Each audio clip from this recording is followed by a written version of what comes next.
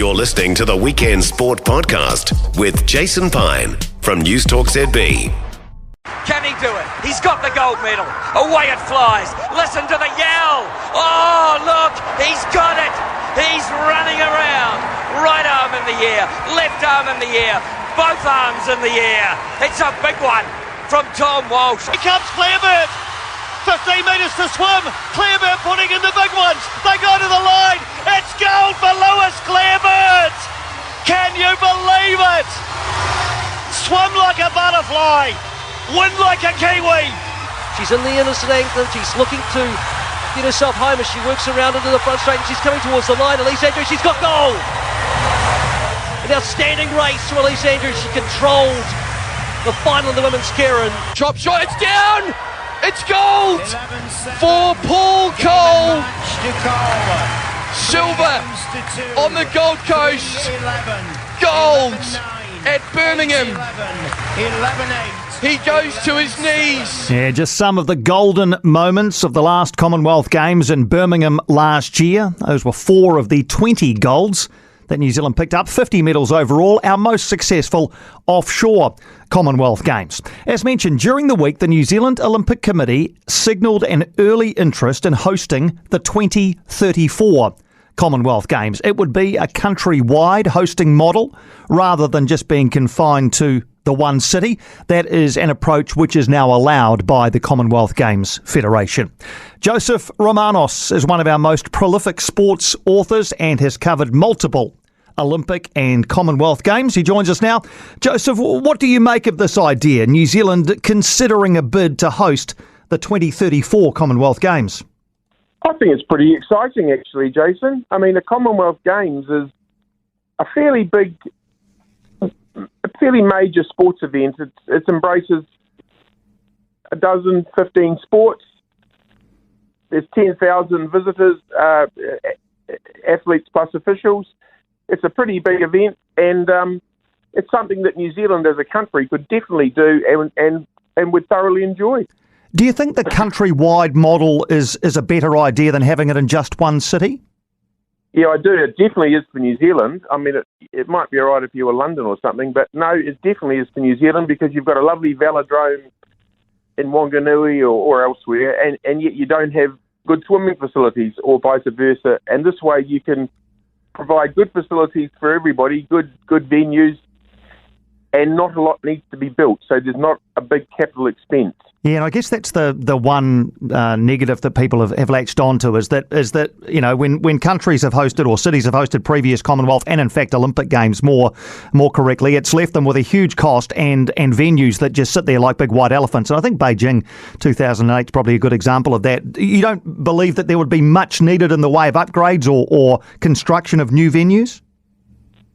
Well, you'd tidy up some venues and maybe a bit of construction, but that would probably be good for New Zealand anyhow, a bit. It's when you go crazy like Athens did, and everything they built it's just got weeds through it. The swimming pool at Barcelona for the Barcelona Olympics, it's just a pit now. And there's a lot of money to be spent not to be used. You wouldn't think that would happen in New Zealand if they were tidying up a velodrome or a track stadium or something. It'd be something that would benefit the country. It wouldn't be just something that would never be touched again, would it? No, correct. Where would you have the track and field? Because obviously the track and field and the swimming are the two, bedrock sports at a Commonwealth Games. Where would you have the track and field? My gut feeling is it needs to be in Auckland or up north anyhow. I wouldn't be putting it in Wellington, and has Christchurch got a good venue at the moment? Well, no, I was going to ask you about Christchurch because 1974 obviously is still pretty iconic in our sporting history, and Dick Taylor winning there on the opening day, I think, of the 1974 Games. And I thought it might be quite a romantic idea to have it back down there 60 years on, but they'd need to build a new venue, wouldn't they? They'd have to build a lot, wouldn't they, really? And there's still...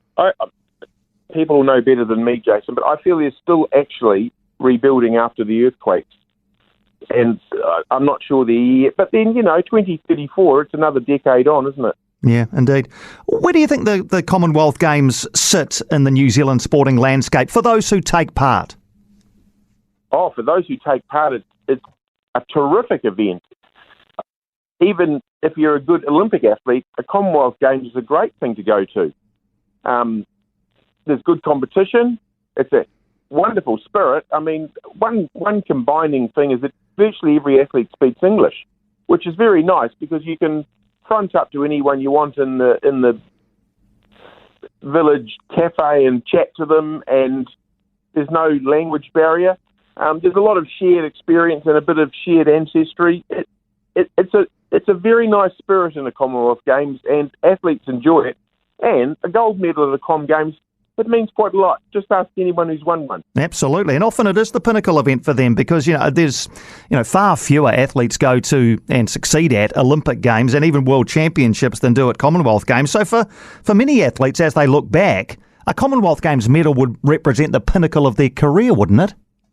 Oh, well, you just mentioned Dick Taylor, and that's a good example. I mean, he won the 10,000 metres on that opening day and went to the 1972 Olympics before and didn't do that well. But he's a national hero, national sports hero still because of that fantastic effort. At the same Commonwealth Games, Janie Parkhouse won the 800 metres freestyle, a fantastic race against three great Australians. She won by a fingertip. And that image of her smiling when she finished and looked up at the scoreboard is imprinted on many New Zealanders' minds now. A Commonwealth Games gold medal in the right circumstances is something to be remembered for a lifetime. Absolutely, and the same with Dick Taylor with lying down on the track after it won. I think that would have been one of the first events, in fact, might have been the first event that was broadcast on colour television as well. So maybe, that obviously elevated it. But you're right. I mean, even however many years on from that, that's still an iconic sporting memory, isn't it? Is it ever? Actually, that was a time when some money was spent in New Zealand for a good cause. That we didn't have black and white. We didn't have coloured TV, and then they hurried it through so that the swimming and the track and field was in colour at the Com Games. So that was to the benefit of all New Zealand, that's for sure. You would have been I'm just estimating here. You would have been a teenager presumably in 1974. Do you remember those games well? I was 1 year old. Brilliant. No, I do remember it, and they had a good hour package every night, and it was fantastic. Events like the weightlifting, where Graham May won the super heavyweight, and people may have seen the image of him staggering across the stage, holding the weights above his head, and then tripping over, and the weights rolling across the stage down onto the platform below and towards the Royal Princess Anne and the rest of them there, scattering out of the way. I mean, there were great things happening everywhere, not just it was a really wonderful track and field meet, and the swimming too. But everywhere, there was good sport. The bowls was really competitive, and it was a great Commonwealth game. So that was a very impressionable thing for me at the age I was 17, and that was something that I remembered very well. I look forward to every night, that packaged highlight. And of course, Auckland hosted in 1990, by which stage I think you would have been working at the Games. How do you remember 1990 in Auckland? I think that was a very good Games too. That was a very good Games. The weather was good. The athletes' village was good.